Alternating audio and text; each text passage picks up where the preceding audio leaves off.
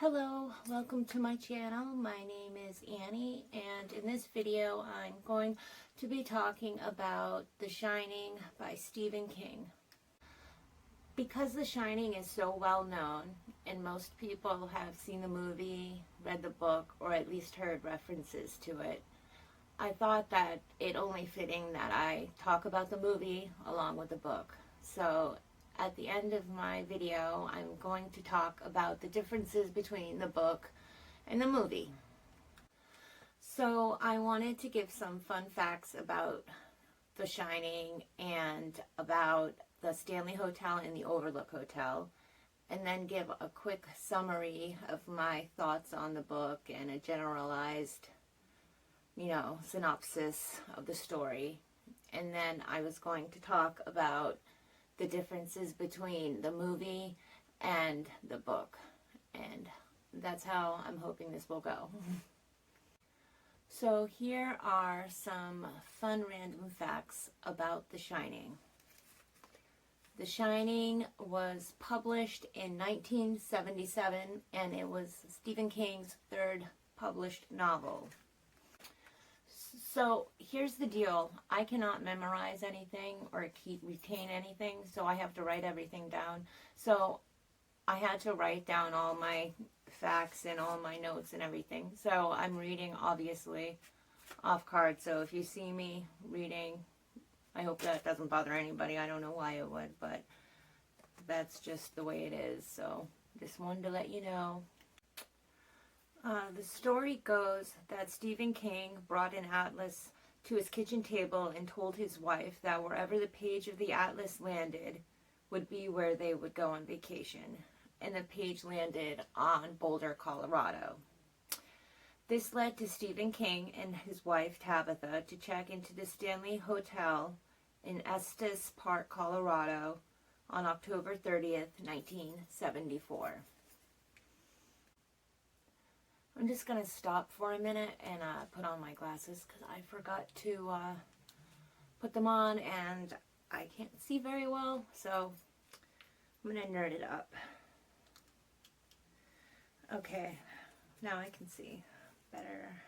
See if I can still read, I don't know. So upon their arrival at the Stanley Hotel, it was closing for the winter, and Stephen King and his wife were the only people at the hotel at the time.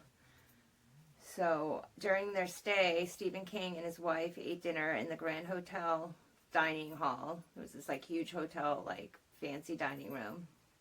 And they were all alone, and all the tables around them in this giant dining hall, all the chairs were set up, and it, I guess, gave a really creepy feeling, being the only ones there.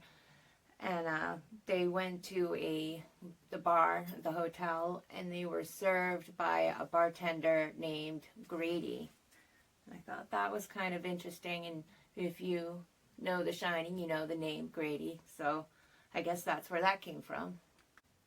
Stephen King and his wife Tabitha stayed in room 217, and it was rumored to be haunted. Stephen King and his wife only stayed one night at the Stanley Hotel, but that night he had a terrible nightmare, so bad that he woke up in a sweat. He was so freaked out by it. He had a dream or a nightmare rather, that his young son was being chased through the hallways of the hotel by an old fire hose, and it inspired him to write The Shining.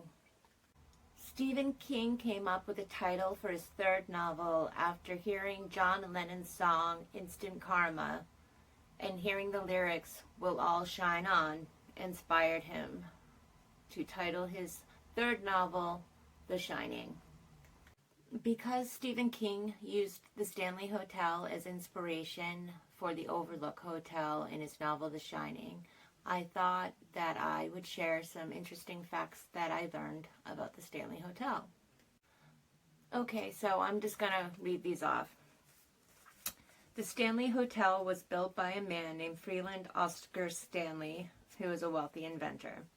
When Freeland Oscar Stanley was diagnosed with tuberculosis, the recommended remedy was fresh air, fresh, dry air and sunshine. So he and his wife Laura spent time in the Rocky Mountains, where his health improved. Freeland Oscar Stanley was a very wealthy man from the East Coast, and because he was so impressed by the way the mountain air improved his health, he decided to build a luxury hotel in the remote Rocky Mountains for the rich upper-class Easterners to relax and improve their health. Freeland Oscar Stanley and his wife Flora opened the Stanley Hotel in 1909. It was one of the few hotels in the world at the time that was completely powered by modern electricity. Because the property was so isolated, they had to install, and I know I'm probably pronouncing this totally wrong, but auxiliary, I'm not sure if I'm pronouncing it right, but it is what it is, gas lighting system that exploded in 1911. The explosion in 1911 caused 8 people to be injured, and it destroyed much of the west wing of the hotel. A maid named Elizabeth Wilson was on the second floor in room 217 during the explosion and was hurled from the second floor to the first. Luckily, she survived, but broke both her ankles. Ever since the explosion of 1911, paranormal activity has been reported from the hotel. Although Freeland and his wife Flora died in 1939 and in 1940, several guests have said they've seen the ghosts of Freeland Oscar Stanley standing behind employees at the reception area, and Mrs. Stanley can still be heard in the music room playing piano. So now I am going to share some facts about the Overlook Hotel, which is the fictional hotel in the novel. So the Overlook Hotel was built by a man named Robert Townley Watson, who was the grandfather of the current maintenance man, and it opened in 1909. The Overlook is extremely isolated, with the nearest town being Sidewinder, which is 40 miles east. During the winter, which can be from the end of October, beginning of November, to sometime in April, all the roads going to and from the hotel are closed off. In 1915, Mr. Watson sold the Overlook. Mr. Watson sold the Overlook because it became too much for him. It sold again in 1922, 1929, and in 1936. It stood vacant until the end of World War II, when a man named Horace Derwent purchased and renovated it. After losing $3 million, Derwent sold it to a group of California investors. However, their experience with the hotel was just as bad as Derwent's. In 1970, Mr. Shockley and a group of his investors or associates bought the hotel and turned its management over to Stuart Ullman, who is the man who interviews Jack in the beginning of the book and the movie.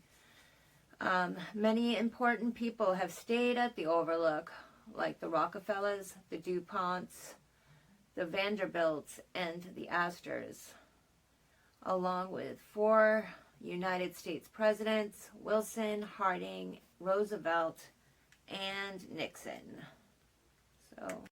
And when Jack finds a box of receipts and records of the hotel, along with an old white-bound leather scrapbook, he learns that the Overlook has a very dark, shady past, which includes mob hits, murder, and suicide. So now that I've given some fun facts about the Stanley Hotel, the Overlook, and about how Stephen King came to write The Shining, I am going to read this quick summary that I wrote about the book, and there's so much more that I didn't include. I just want to make that clear. So I try to do a roundabout way of explaining the story without giving it all away, and because I don't want to spoil it for anybody, because I think it's absolutely worth the read. It's a classic, and I'll get into that later. But just if you've read the story and you are wait a minute, all this other stuff happened, why didn't you talk about that? this is just like off the top of my head. I finished reading it a couple weeks ago, so I'm also remembering it, from things slipping away as time goes on. But anyway, just wanted to let that be known. So here I go. Okay, so the story begins by giving us a look at a man named Jack Torrance and telling us about the unfortunate events of his life that led him to the Overlook Hotel. Jack is an aspiring writer and is the husband of Wendy Torrance and father to 5-year-old Danny. Early on, we learn of his troubled past and his problems of alcohol and a temper that has caused nothing but problems for him. Both his temper and alcoholism are huge factors in the downward spiral of his life. His alcoholism and temper caused him to break his son's arm when he was only 3 after Danny spilled beer all over the play Jack had been working on. Another event, this time in sobriety, was when he nearly beat a student to death after catching him slashing Jack's car tires. This led him to being fired from his job as an English teacher at a private school in Vermont called Stephenkingfan. Although Jack is very flawed and makes many mistakes, it is clear that he wants to do better and that he loves his family very much, especially his young son, Danny. Jack's own father was an abusive alcoholic, and Jack wants to be a better father than his own had been. After the events of Stephenkingfan, his reputation was ruined, and finding a good job was near impossible. So, his friend Al Shockley recommends Jack for a job as caretaker at a hotel in Colorado. During this time, his marriage is in rough shape, and his wife has been thinking about divorce. This job at the hotel is like a last chance for him to get it together, and he plans on finishing the play he's been struggling to write for years and to fix his marriage and mend his relationship with his family. The Overlook Hotel is a very isolated place, and in the winter it is cut off from the rest of the world. But Jack and his wife Wendy feel it's the perfect opportunity to bond as a family without any distractions. Jack's son Danny has an imaginary friend named Tony, who gives Danny visions of lost items and glimpses of the future. Tony tries showing Danny the Overlook and tries warning him by showing Danny danger signs and warning signs in front of the hotel. Unfortunately, Danny is only 5 and can only read a few words, so he doesn't know what the signs say, although he does sense it means something bad. However, Danny ignores the warning because he sees that his parents are happy and have stopped thinking about divorce. Danny can also read minds, and he sees that his parents are loving each other, and more than anything, Danny wants his mom and dad to be happy and in love. Jack has an interview for the job at the Overlook, and we learn about the previous caretaker, a man named Grady, who went crazy from cabin fever and killed his 2 daughters and wife, then committed suicide. Jack is very confident that this won't happen to him. The Torrance family arrive at the Overlook as everyone is leaving. Mr. Ullman, the guy who interviewed Jack, shows them around and explains Jack's job in more detail. And they meet Dick Halloran, who is a hotel cook. He is a kind black man in his 60s who shares Danny's ability to read thoughts. When Danny, whose nickname is Doc, helps Dick Halloran with his bags as he's leaving for the winter to go to Florida, and tells Danny all about The Shining, which is the ability to read thoughts, or ESP kind of thing. He tells Danny he might see scary things there, but that they're just pictures and they can't hurt him. He tells Danny that Danny's Shining is the strongest he's ever seen, but not without warning him to stay away from the hotel's topiary animals, the playground, and especially room 217.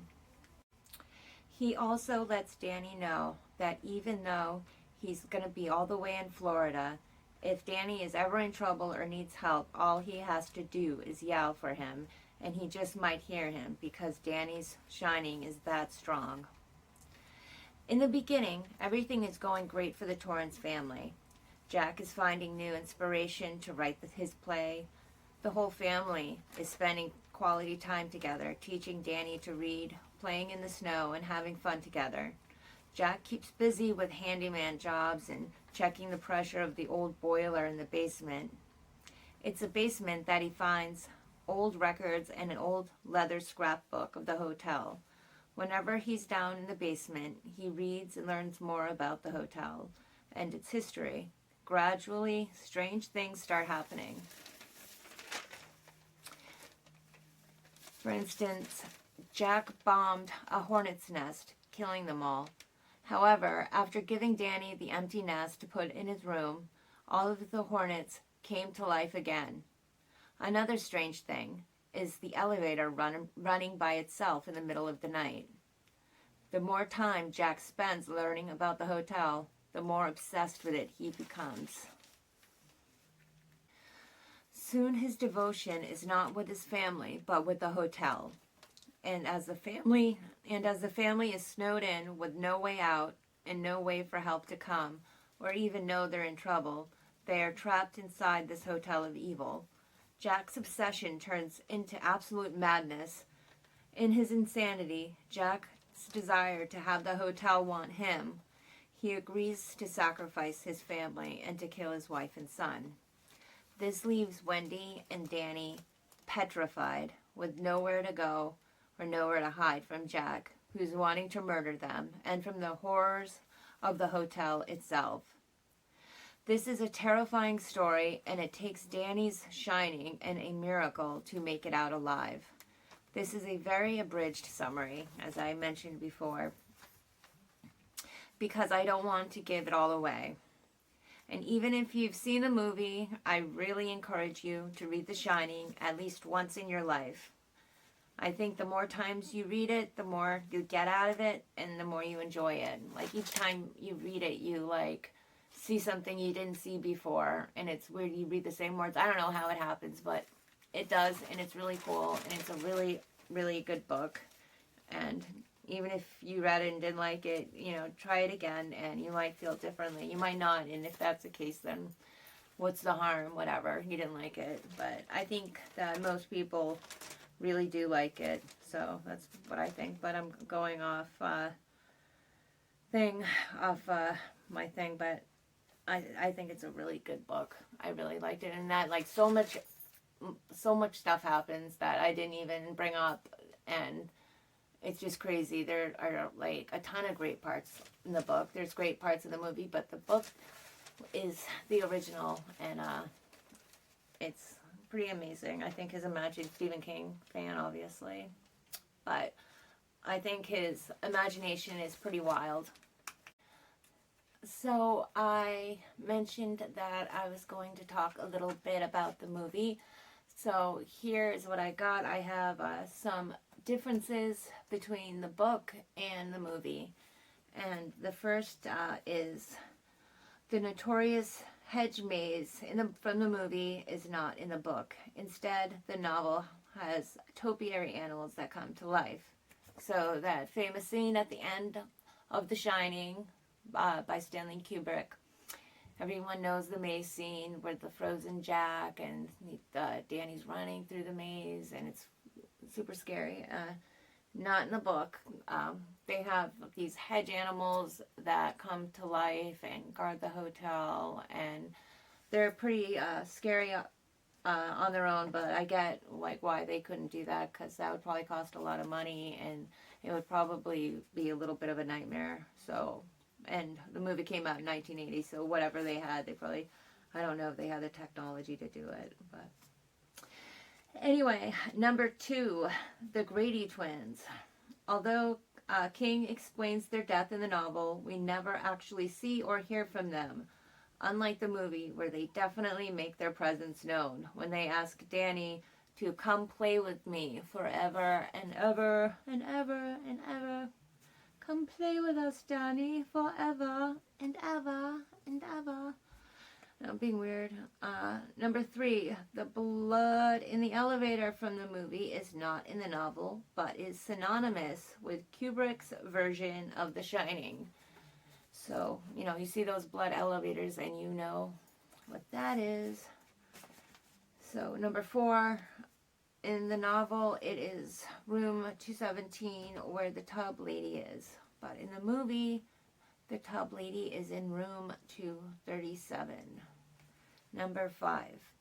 In the movie, Jack appears to be crazy and unhinged from the start. As with the novel, it's more of a slow progression, and it's the ghosts and spirits of the Overlook that cause Jack to go insane. It was his vulnerable and flawed nature that caused him to be an easy target for the hotel.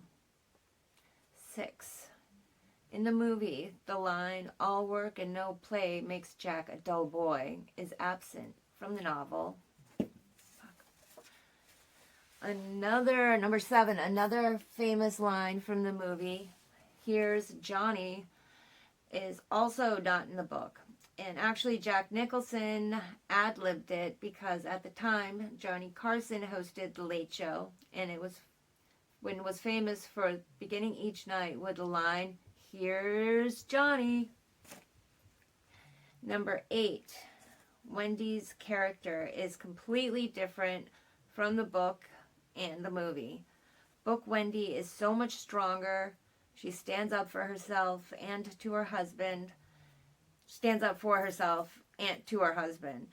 And she is fiercely protective of her son Danny. However, in the movie, she is submissive, makes excuses for her husband's behavior, and is in all sorts of nervous wreck. She seems to be scared of her own shadow.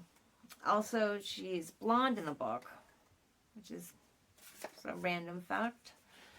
Number 9, Jack's sobriety date is different in the movie. Jack's sober for 5 months in the movie, but in the book, he's been sober for much longer and actually had 15 months of sobriety. And number 10 is a sort of spoiler. So if you have not heard of the book or haven't seen it and you want to and you don't want me to ruin it for you, you can fast forward and or stop watching, whatever. I don't want to spoil it for anybody. So you are warned. But number 10 is Dick Halloran dies at the end of the movie. In Kubrick's version, Dick Halloran dies. But if you've ever read or watched the movie Dr. Sleep, you might already know that he survives. Number 11 is also a spoiler. In the movie, Danny uses his finger to represent his imaginary friend Tony. See, he's always talking to his finger. "Hi, Tony." So that's not so in the book. In the book, Tony is an actual person. And at the end of the novel, we learn that Tony is actually Danny himself from the future, warning the younger version of himself about the Overlook. Tony comes from Danny's middle name, Anthony, as his full name is Daniel Anthony Torrance. So that's pretty much what I've got for The Shining by Stephen King. I hope I've slightly entertained you and you enjoyed this video. So I've got Carrie, Salem's Lot, The Shining. I did I can't think of the Bachman books. And so the next book I thought was going to be The Stand. And I have to admit, I was a little overwhelmed at that. But luckily I have one book before that, which is Stephen King's short story collection, Night Shift. So that's what I will be reading and sharing my thoughts on in my next video. So I hope you enjoy this again, and thank you for watching, and I appreciate it, and I will see you next time. Thanks. Bye.